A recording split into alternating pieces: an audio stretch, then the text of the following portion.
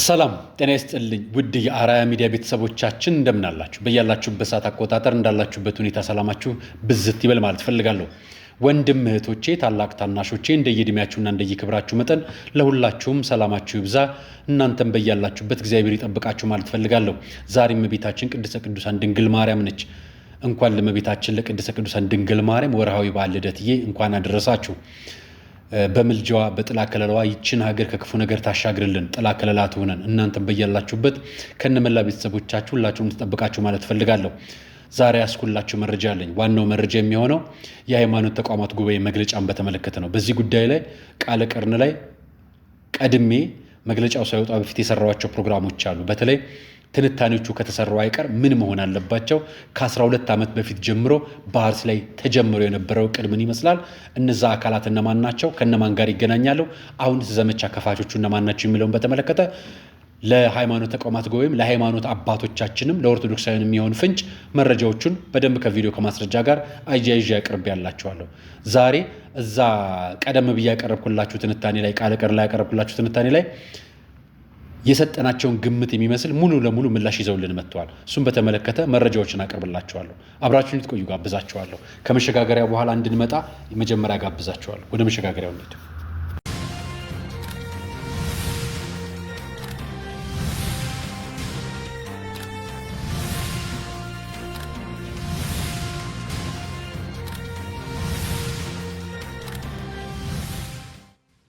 የመጀመሪያው መረጃ የሚሆነው ዛሬ በጠዋቱ ቃለ ቀር ላይ እንደነገርኳችሁ ቀደም ብዬ ማለት ነው የሃይማኖት ተቋማት ጉባኤን መግለጫ እየጠበቅን ነበር። ነገር ግን ከ5 ቀናት በፊት ለምርመራ ሄዶ ዛሬ ማጣሪያ የመጀመሪያው ምርመራ ያሳውቃል ብሎ ኮሚቴ እንደላከ ገልጾ ጽፎልናል። የቅዱስ ሲኖዶስም እንዲህ አይነት መግለጫ አጣሪ ኮሚቴ እንደላከ ነግሩናል። እነማን እንደተላኩ አናውቅም። አጣርቶ የሚመጡት ምን እንደሆነ አላወቅንም። እንሰማለን። በነገራችን ላይ የሃይማኖት ተቋማት ጉባኤ መግለጫና የኢትዮጵያ ኦርቶዶክስ ተዋሕዶ ቤተክርስቲያን የቅዱስ ሲኖዶስ የላኩት ልዑካን የተለያየ አካላት ናቸው። ኮፒ ፔስት አይደረግም አይደል አንዳንድ ስራ። ስለዚህ ኮፒ ፔስት ከተደረገም ይገባናል። ነገር ግን መረጃውን ላሳያችሁ።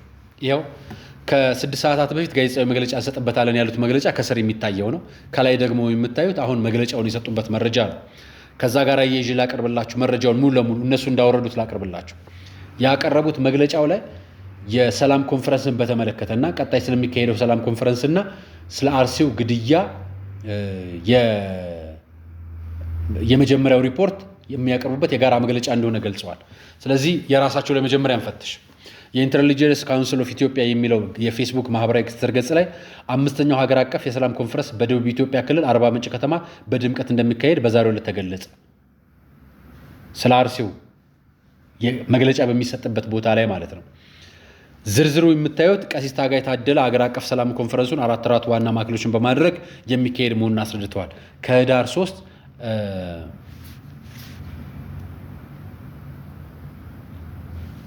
የሚካሄድበትን ቦታ ከህዳር 3 ከ4 ነው የሚካሄደው። በሁለት ተከታታይ ቀናት ነው የሚካሄደው። የሃይማኖት ተቋማት ጉባኤ የሚያካሄዳቸውን ፕሮግራሞች ስለ ሰላም፣ ስለ ሀገር አንድነት፣ ጸጥታ ስለማስፈን፣ ግጭቶችን እና ሰላምን ማስፈን በሚደረግ ሁለንተናዊ ጥረት ማገዝ፣ አለመግባባትንና ቅሬኖችን ማጥበብና መነጋገር፣ እነዚህን የመሰሉና ሌሎች ጉዳዮችን በተመለከተ እንደሚካሄድ ገልጸዋል። የታለ የአርሲው ጉዳይ? በእናንተ መግለጫ ላይ ያልሰማነው ለምንድን ነው?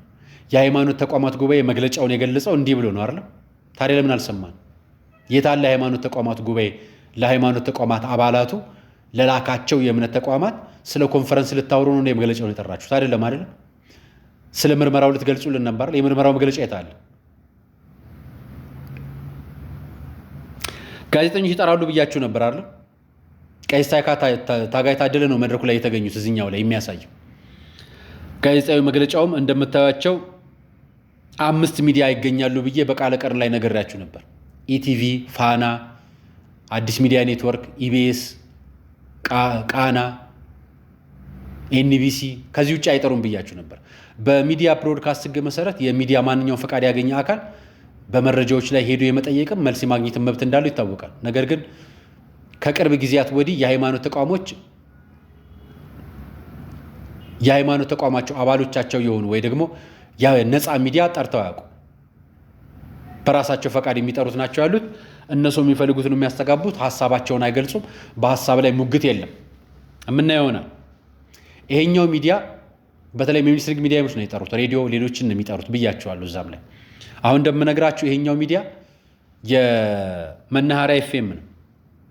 መናኸሪያ ኤፍኤም የሃይማኖት ተቋማት ጉባኤ የተቋቋመ አጣሪ ቡድን የምስራቅ አርሲ ዞን ስላለው ሁኔታ የመጀመሪያ ሪፖርቱን ደረጃ ይፋ አድርጓል አለ።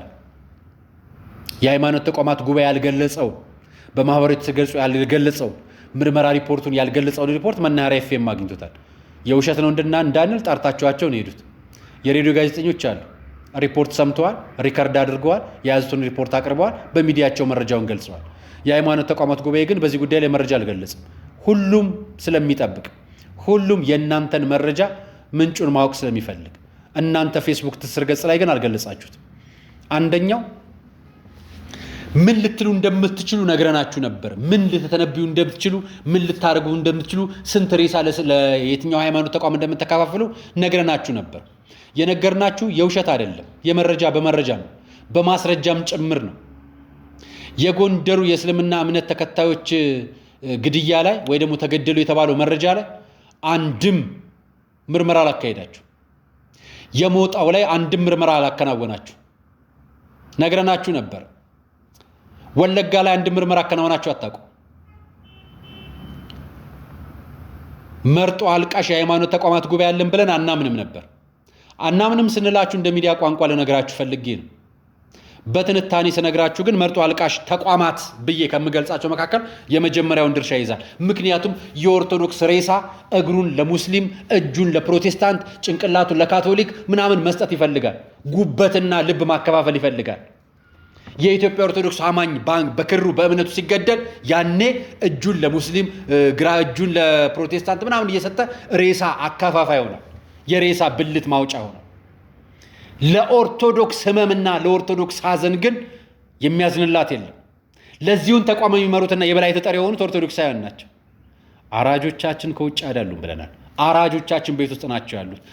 ከፈለጋችሁ ማስረጃ ከፈለጋችሁ ከ12 ዓመት በፊት በገጀራ ቀና ያለ ኦርቶዶክሳዊ ካገኘን እንገላለን ያለበትን ቃል በቃል ሳይሆን ድፍን ትርጉሙን ሂዱና ቃል ቀርን ላይ ተከታተሉት።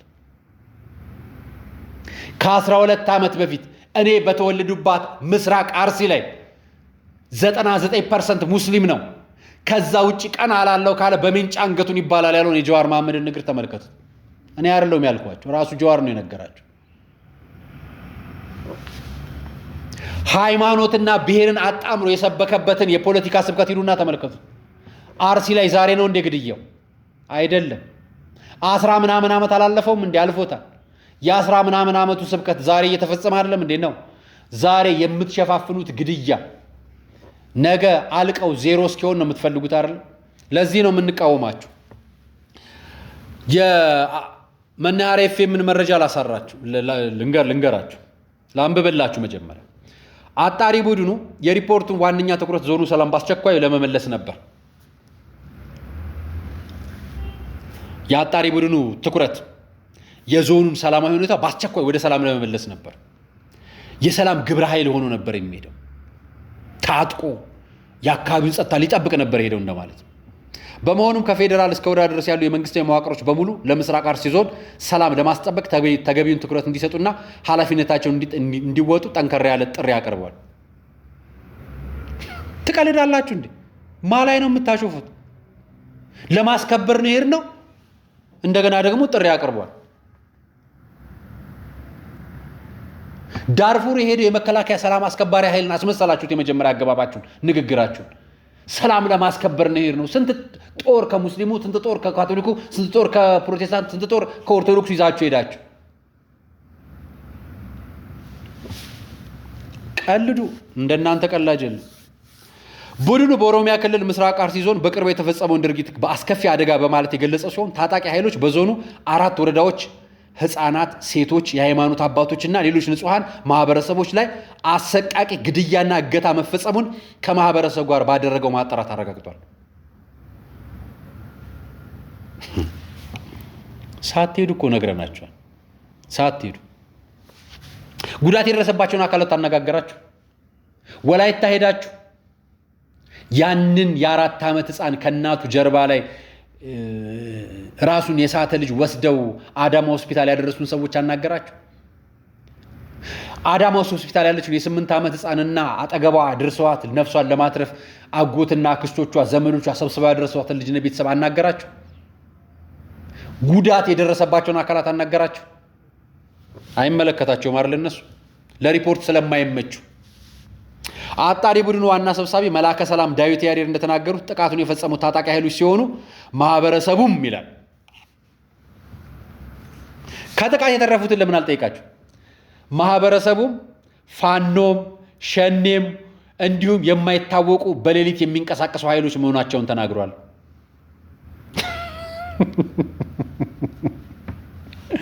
መካነ ሰላም ለሚሞተው ሙስሊም ፋኖ ሸኔ የለም እዛ። ጅማ ለሚፈጠረው እልቂት ፋኖ ሸኔም አትሉ። ይሄ ፖለቲካውን አምጥታችሁ እዚህ ግድያ ውስጥ ለመክተት የጣራችሁትን ጥረት ነው የሚያሳየው። እኛ ምንም አናደርግ። መከላከያ ገደለ፣ ፋኖ ገደለ፣ ሸኔ ገደለ አላልናችሁ አንላችሁም እንደዚህ ብለን። በነገራችን ላይ መከላከያ ውስጥም ፋኖ ውስጥም ሸኔ ውስጥም የህብረተሰቡ አካል ነው ያለው። የህብረተሰቡ አካል በሌለበት ግድያ አይፈጸም። ስንት ሰው ይታገታል እዛ ክልል ላይ። አቦ ምሳ፣ መርቲ ጀጁ፣ መርቲ ጀጅ ወረዳ ላይ እናንተ ከሄዳችሁ ማጣራት በኋላ ስንት ሰው ታገተ? 9 ሰው ተገሏል። ምን አረጋችሁ እናንተ? ጀጅ ወረዳ ላይ አያችሁ። ሪፖርታችሁ ቀድሞ ተጽፎ ሄደ ነው። ጽፋችሁት ነው ሄዳችሁት እናንተ ራሳችሁ። የአጣሪ ቡድኑ ዋና ሰብሳቢ መላከ ሰላም ዳዊት ያሬድ ምናምን ያሉትን ጥቃቱ የደረሰውም ይላል እምነትና ዘር ሳይመርጥ መሆኑን ተገልጿል። እኛ መች ዘራልን? እምነት ላይ ግን ጀዋር ያስተላለፋት 1-2 መረጃ አለች። እንዲሁም ኦኤምኤን ሚዲያ ቃለቀርን ላይ ግቡና ይዩት። ገብታችሁ ፌስቡክንም ተከታተሉ። ከግድያው መካከል ሙስሊሙን ቀርጾ አንድ ሙስሊም ተገደለ አለ። የእሱ ደግሞ የሚዲያ ባለቤት የነበረው የሚዲያ ቦርድ አባልና ፕሬዚዳንት የነበረበት ኦኤምኤን ደግሞ 2 አረጋቸው። እናንተ ስንት አደርሷቸው ይሆን? እና የተገደሉ ካህን የሉ? የተገደለ ክርስቲያን የለም? የ4 ዓመቱ ህፃን የትኛው እምነት ተከታይ ነው? የ4 ዓመቱ ህፃን እምነት ሳይለይበት የተገደለ ከሆነ በየትኛው የፖለቲካ አቋሙ ነው? በየትኛው የዘር ምርጫው ነው? ኦሮሞ ነው? አማራ ነው? ትግሬ ነው? አፋር ነው? ኩናማ ነው? የቱ ነው? አያችሁ፣ ሪፖርታችሁ ገና ከጅምሩ ዜሮ ነው። ህፃን የገደለው ፖለቲካዊ ፍላጎት፣ ሃይማኖታዊ እቅድ፣ የራሱ የሆነ የተቀናጀ ሴራ፣ ከብሔር ከዘር ጋር የተጣመረ የራሱ የሆነ ሴራ አለ። እኛ የትኛውን ብሔር ይሁን የትኛውን ሃይማኖት ይሁን የትኛውን ምን ይሁን የኛ ግድያ ይቁምልን ነው ጥያቄ። አሁን ከእናንተ አጣርተው ደግሞ የቅዱስ ሲኖዶስ ደግሞ ሪፖርት ያቀርብልናል እንሰማለን። ከማጣራት ባሻገር ሰላም ለማስፈን ዓላማውን ያደረገው አጣሪ ቡድኑ መንግስት ግልጽ የሆነ ምርመራ እንዲያከናውን ቅድመ ማስጠንቀቂያ ስራዎችንና ጥበቃዎች እንዲያጠናክር መክሯል። መካሪያ ታሳጣናል። የእናንተ መግለጫ ደግሞ እንዲህ ተደርጎ ነው የሃይማኖት ተቋማት ጉባኤ ላይ ቀረበው። ይሄንን መናኸሪያ ሚዲያ ነው ያጋራን። በእናንተ ፌስቡክ ገጽ አልተጋራ። ወለጋዎች ምን እያሉ እንደሆነ ላሳያችሁ፣ ላሰማችሁ አይደል? ይሁት ኡመተ ቢያርሲ ያደዱ ናኖ ሰነቲ ኤርገማኬ ገብርኤል ኤርጊ አፉራማ ናኖ ሰነቲ ደሜጅሩ ክርስቲያን ማራሳኒ ነደባሱ ከያሉ ያዋቀዮ ኤርገማተ ኬራን ናኖ ሰነ ኢላሊ ኡመተ ናኖ አርሲ ኢላሊ ጉያ መሌ ልቡን ኢሳኒ ከንበይ በላ አዳቲ ቀበመኔ ከንዳኒ ያዋቀዮ ልቡ ኢሳኒ በካ አብርሃም በካ ይስሐቅ በካ ያዕቆብ ኢሳን በቆቺሲ የአብርሃም የይስሐቅና ያዕቆብ አምላክ ወገኖቻችንን ይድረስልን። በወለጋ ግንቢ መድኃኔዓለም ቤተክርስቲያን ምስራቅ አርሲ በግፍ ለተጨፈጨፉት እንዲህ ነበረ የመድኃኔዓለም ቀን በአደባባይ የጮሁት፣ በአደባባይ ለመድኃኔዓለም ያመለከቱት። በመከራ ውስጥ ላሉት ቅዱስ ገብርኤል ላክልን አሉ። በዚያ አካባቢ ታስሮ ኦርቶዶክሳን የሚገድለውን እርኩስ መንፈስ አንተ አጥፋልን አሉት። ለሞት ወገኖቻችን ረፍተ ነፍስን አድልን አሉት። አሁንም መከራ ውስጥ ሆኖ በጭንቀት ውስጥ ላሉ ፈጥነህ ድረስላቸው አሉት። እነዚህ ወገኖቻችን ወለጋዎች ለአርሲዎች አለቀሱልን። እናንተ ሄዳችሁ ምን አረጋችሁ? መንፈስ ነው የሚለውን ነገር ትታችሁ ወይ እንደነሱ መንፈስ ነው ብትሉልን አሪፍ ነበር። ፋኖና ሸኔ ናቸው አላቸው አይደለም? በሉ ይሰዱልን። ከዛሬ በኋላ የትም ቦታ የሃይማኖት እልቅስ ሲደረግ እኚህ ፋኖና ሸኔን ለጥፉልን። ሁለቱንም አንድ ላይ አድርጓቸው። ስላረጋችሁ ማለት ሁለቱንም አንድ ላይ ለጥፉልን። መካነ ሰላም የተገደሉት ሙስሊሞችም ፋኖና ሸኔ ያርጉልን። ሞጣም ለተገደለው ለተቃጠለው መስጊድ ፋኖና ሸኔ ያርጉልን። ግድ የለም ለሁሉም ቦታ ሁሉም ስለሚሆን ከመንግስት ጋር ሁለቱም ተቃራኒ ስለሆኑ ለእናንተም መግለጫ ጥሩ ነው፣ ለእኛም ስንሰማው ጥሩ ይሆንልናል። ለሁሉም ቦታ አድርጉልን። ወለጋ ላይ ለተፈናቀሉትም ሙስሊሞችም ፋኖና ሸኔ ይበሉልን። ለተፈናቀሉት ክርስቲያኖችንም ፋኖና ሸኔ ይበሉልን። ሶማሌ ለተቃጠለው ቤተክርስቲያንም ፋኖና ሸኔ ይበሉልን። ለሚወድመው ለሚጠፋው ነገር በሙሉ አደባብሶ ማለፍ ነገ ለእርድ ሌላውን ከማዘጋጀት የተለየ ታሪክ የለውም። ምንም አታመጡ፣ ምንም አትፈጥሩ። የጀመራችሁት ግድያው እንዲቀጥል ፈቃድ ሰጣችሁ የመጣችሁ ነው የምትመስሉት። እናንተ ናችሁ አስገዳዮች፣ እናንተ ናችሁ ገዳዮች፣ እናንተ ናችሁ አራጆች ብላችሁ ለይታችሁ የሚገድለውን አውቃችሁ በፍጥነት የምትመጡ ጥሩ ነው። የመንግስት ተቃዋሚዎችንና ታጣቂዎችን መርጣችሁ ለይታችሁ ብቻ አድርጋችሁ ስትሄዱና የሟቾች ሬሳ ልብንና ኩላሊትን ለያይታችሁ ይሄን ለእንትን እምነት እያላችሁ የሰጣችሁ መምጣታችሁ ለእናንተ ጥሩ ከመሰላችሁ ጥሩ ነው። እኛ ግን እናውቃለን። ስትሄዱ ነግረናችኋል። ሬሳ ልታከፋፍሉ እንደምትሄዱ ነግረናችኋል። እናንተ የገረማችሁ ከቃላችን የማትወጡ በትንታኔ የምትነገሩ እንዲህ በግልጽ የምትታወቁ በመሆናችሁን ያፈርኩባችሁ። እውነት ያ ሕፃን ሙስሊም ስለነበረ የተገደለው ወይስ ኦርቶዶክስ ስለሆነ የተገደለው? ያ ሕፃን በፖለቲካ አቋሙ ወይስ በዘር በብሔሩ ነው የተገደለው? ያ እውነት በፊት ለፊት እናንተ ለእግዚአብሔር ፊት ሆናችሁ እውነት የማታወሩ ከሆነ እናንተ ፖለቲከኞች እንጂ የሃይማኖት ተቋማት ጉባኤ አይደላችሁ። ምክንያቱም የትኛውም የፖለቲካ ተቋም ከሆነ በፖለቲካ ተቃዋሚውን ይናገራል። የሃይማኖት ተቋም ከሆነ ግን በአላህ ፊትና በእግዚአብሔር ፊት እውነት ይናገራል። በአላህ ፊት ሙስሊሙ በእውነት ይናገራል፣ በእግዚአብሔር ፊት ካህኑ በእውነት ይናገራል። አሊያ ሃይማኖተኛ ሳይሆን ፖለቲከኛ ነው ያግለሰብ። እዚህ ተቋም ውስጥ አጣሪ ከሆኑት ውስጥ ፖለቲከኛ ካልሆኑ በስተቀር ያን 4 ዓመት ሕፃን እግሩ እንዲቆረጥ በእናቱ ጀርባ ሆኖ የገደለው አካል በምንድን ነው የገደለው? በሃይማኖቱ ነው? በፖለቲካ አቋሙ ነው? በፖለቲካ ድጋፉ ነው? በምኑ ገደሉት ያንን ሕፃን? በምን ተኮሱበት ያንን ሕፃን? ያችን የ8 ዓመት ሕፃን 8 ቦታ በገጀራ ቆራርጠው ሊገሏት ራሷን እስክትሰጥ እግሯን ቆርጠው እጇን ቆርጠው ሊገሏት ጥረው የሄዱት በየትኛው የሃይማኖት አቋሟ ነው? በየትኛውስ የፖለቲካ ድጋፏ ነው? አያችሁ፣ እናንተ ራሳችሁ ልጆቹን እንዲገደሉ ሌላ ገጀራ ስላችሁ መጣችሁ። ሐዋሳ የሰንበት ተማሪዎች እንዲህ በአውደ ምሕረት ላይ እንዲያልቅሰዋል።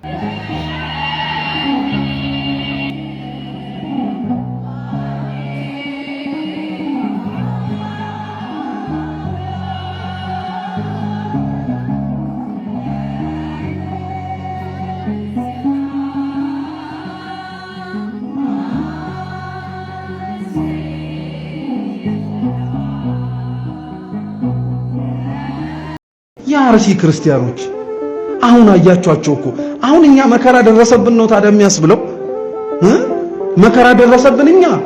ኧረ እግዚአብሔር ቸር ነው፣ እግዚአብሔር ቸር ነው። እኛንማ ምንም አይነት እንኳን ሰይፍና ስለት ተነስቶብን ድምፅና የሰው ፊት እንኳን እኮ እግዚአብሔር እንድንጠራጠረው የሚያደርገን ሰዎች ነው። ሰው ፊቱን አጠላብን ብለን እኮ ምንቀር ሰዎች ነን እኛ። እውነቱ ይሳሰት እውነት ፊቱን አጠቆረብኝ ብለን ይሄድን እሷ ተናገረችን ብለን እየሸሸን ባለንበት እነሱ በፍጹም መከራ ሊያደርቃቸው በሚችሉ ክርስቲያኖች መካከል ሆነው እውነተኛ ዘር ሆነው ታይተዋል። ይሄም ብቻ አይደለም፣ እኒህ ሰማዕታት ሌላም ትምህርት አስተምረውናል። በቅርቡ 3ኛው መሬቶች ናቸው። እሾህ ይዋጋል። እሾህ በደንብ አድርጎ ከፍ ተብሎ እንዳይታይ አንቆ ያስቀረን። አንቆ ያስቀራቸው ብዙ ነገር ነበረ። ከፍ ብለው እንዳይታዩ፣ ጩኸታቸው እንዳይሰማ በሰው ሰውኛው ያፈናቸው ነበረ። እውነት ነው፣ ሀቅ ነው። እነሱ ግን ከፍ ብለው ታዩ። ደማቸው ለኛ ይሄው እናንተ አፈናቸዋቸው፣ ሬሳቸው ንጹህ ደማቸው ወደ አደባባይ ጮኸ። እናንተ አፈናቸዋቸው፣ የነሱን ድምፅ ዛሬም ይዘን እንወጣለን። እናንተ አፈናቸዋቸው፣ እናንተ ለነገ ሌላ ታራጅ ኦርቶዶክሳዊ ስለታዘጋጅታችሁለት መጣችሁ እንዳይጠበቅ እንዳይከለል፣ አሁንም በእገታ በጥፋት በገጀራ እንዳይገደል እንዳይቆረጥ በአደባባይ አውጃችሁበት መጣችሁ። በመግለጫችሁ ገደላችሁበት። እናንተ በቪላ ቤትና በቤት የተሽከረከራችሁ አዲስ አበባ ተቀምጣችሁ ሪፖርት ዋና ከተማ ላይ ሄዳችሁ ተቀብላችሁ በየቀበሌው ሳትሄዱ በ5 ቀን ጉዳይ አጣርተን መጣን አላችሁ። የኦርቶዶክሳውያን ገዳጅ ሌላኛው ተቋም ይሄኛው የኦርቶዶክሳውያን ጥፋት ነገ ጥፋት ለሚጠፋው ጥፋት ይሄ መግለጫ ሌላኛው መነሻ ነው። እኛ እንናገራለን። የሃይማኖት ተቋማት ጉባኤ የሃይማኖት አባቶቻችንን እባካችሁ በእግዚአብሔር ፊት እንደምትሆነው እውነት አውሩ፣ እውነት ብቻ አውሩ አለ። እስኪ ቤትም ዓለም ተቀመጡ። የ4 ዓመት ሕፃን በጥይት ተመቶ እናትና አባቱን ሳያቅ እግሩ መዳን ሳይችል ሲቆረጥ እንደዛ ሲያለቅስ እየሰማችሁ ያንን ልጅ የገደለው ቂም ነው? ያንን ልጅ የገደለው ፋኖ ምን ሊያደርገው ነው? ያንን ልጅ የገደለው ሸኔ ምን ሊያደርገው ነው? ምን ሊያደርገው ነው? ሸኔ አልዘምት ብሎት ምን ሊያደርገው ነው? ፋኖ ኦሮሞ ክልል ተገኘ ብሎት። ሪፖርታችሁ ከተግባር ጋር ስለማይጣጣም ነው የምነግራችሁ። ብዙሃን ነዋሪ እየደወሉ የሚናገሩና ሀሳብ በተለያየ ማህበራዊ ገጽ ላይ የምናየው የተለየ ሰው አልመጣም ነው ያሉት። የተለየ ሰው አልመጣም። ታዲያ እናንተ መረጃ ከየት የመጣ ነው? እስኪ የተጎጂ ቤተሰቦችን ከዛ አካባቢ የወጡትና በተጠልለው ያሉትን ሰዎች እስኪ ያናግሩልን። እነሱን መረጃ እንስማ። ተጎጂ ቤተሰቦች ራሳቸው እንዲህ ካላላችሁ እንዲናረጋችኋልን በሚል ማስፈራራ ሳይሆን እውነትን በእግዚአብሔር ፊት ያውራት። በነገራችን ላይ ሸፋፍናችሁ ያቆያችሁት ቁስል ነገ ያመረቅዛል እንጂ ድኖ አያውቅ። የሃይማኖት ተቋማት ጉባኤ በራሱ ትስስር ገጽ ላይ ፋኖም ሸኔም አላለም። ስለዚህ የፋኖም የሸኔም ወዳጅ አለው ማለት ነው። የሚደግፋቸው ወዳጆች አሉት ማለት ነው። እኛ ከፖለቲካው ጋር መገናኘት አንፈልግም፣ መስራትም አልፈልግም፣ ወደፊትም አልሰራ። ነገር ግን ወገኔ ሲያልቅ ዝም አልልም። ወገኔ ማለት የተገደለውም ነው፣ የገደለውም ወገኔ ነው።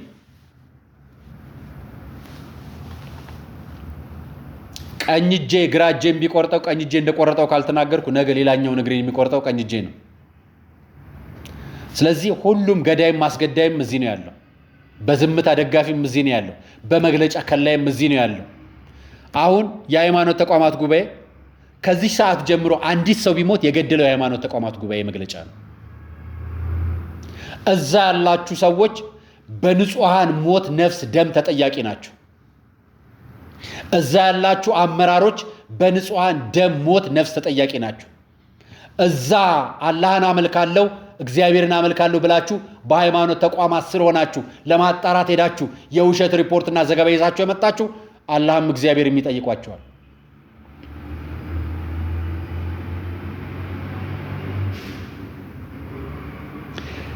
አጣርቶ ለመምጣት አለባብሶ መምጣት ምን ይሰራል?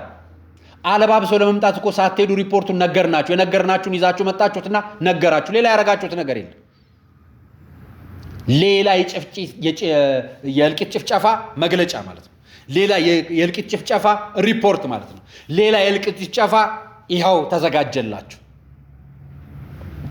አባቶቼ፣ ወንድሞቼ፣ እህቶቼ፣ ታላቆቼ፣ ታናሾቼ እኔ ለእናንተ ክብር አልመጥንም፣ ግን አንድ ነገር ልንገራችሁ። ራሳችሁን ለማዳን ተዘጋጁ። ማንም አባት ከፊት ይቆምልኛል ብላችሁ አትመኑ። አሁን እየቆሙልን ስላልሆነ ሲቆሙን እናገራለን። ማንም አባት ልጆቼን አትንኩ ሲል እናገራለን። የምንናገራቸው አሁን የሚሰማን አጣን ያሉት ብፁዕ አቡነ ናትናኤልን፣ ብፁዕ አቡነ ይስሐቅን ከመምኖች ፊት ሄደው ያለቀሱትን የተናገሩት አባቶችን አንረሳቸው። በልባችን አትመን እናስቀምጣቸዋለን። ከ80 በላይ ጳጳሳት መካከል 4 ነው የተገኙት ነው 5 ነው የተገኙት። ዛሬ እንጠይቃለን። የሃይማኖት አባት የለንም አይደለም የምንለው። የሃይማኖት አባቶቻችን ለማን ቀብር ተገኛችሁ? ማንን አስተዛዘናችሁ? ከአዲስ አበባ የሚወጣ መኪና አታውቁም? ወላይታ የሚሄድ መኪና አታውቁም? አዳማ የሚሄድ መኪና አጣችሁ ነው? አሰላ መሄድ ከብዷችሁ ነው? መገደል ፈርታችሁ ነው? ስለ ሰማዕትነት የሰበካችሁን የውሸት ነው? እናንተ ሊቀ መዘምራን አባቶቻችን አትንኩ የምትሉን እናንተ የእናንተ መዝሙርና ስብከት ለገንዘብ ብቻ ነው? የእናንተ መዝሙርና ስብከት ለመስዋዕት አይሆንም? የእናንተ መዝሙርና ስብከት ለሰማዕታት አይሆንም? የእናንተ መዝሙርና ስብከት ለገንዘብ እንጂ ለሚገደሉ ሕፃናት፣ ለሚገደሉ አዛውንቶች፣ ለካህናት አይሆንም? የእናንተ መዝሙር ንግድ እንጂ እውነተኛ ስብከት አይደለም? የእናንተ አባትነት የት ጋ ነው? እውነት እንጠይቃችኋለን።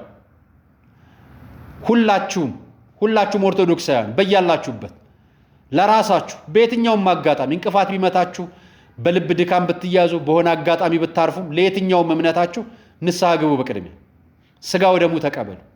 እኛ ይህን ምክር መክረናችሁ እናልፋለን። አባቶቻችን ከፊት እስኪቆሙልን ድረስ ድምፃችን እናሰማለን። ዛሬም ገዳዮቻችንን አቅፈን እንጮኻለን። የዛሬ ቆይታ ይህን ይመስል ነበር። አርአያ መካሻ ነበር ፕሮግራሙን አዘጋጅቼ ያቀረብኩላችሁ። ለነበረ ቆይታ አመሰግናለሁ። ሰናይ ቀን